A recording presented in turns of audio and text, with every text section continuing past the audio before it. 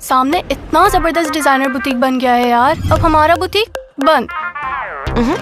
देखो हमारे शाइनी बाल क्या कह रहे हैं, इनकी तरह हम भी खूब शाइन करेंगे, चाहे धूप हो या पसीना। Sunsilk black shine vitamin E के साथ दे बालों को ग्लॉसी कोटिंग और ग्लास शाइन। आपकी बुटीक हर तरफ शाइन कर रही है।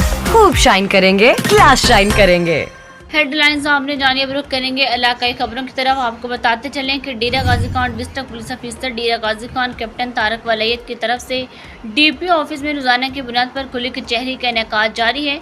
खुली कचहरी में शहरी अपने मसाइल, शिकायत और तजावीज़ बिला झिझक पेश करते हैं, जिन्हें न सिर्फ फौरी तौर पर सुना जाता है बल्कि इनके हल के लिए मौका पर अहकामात भी जारी किए जाते हैं।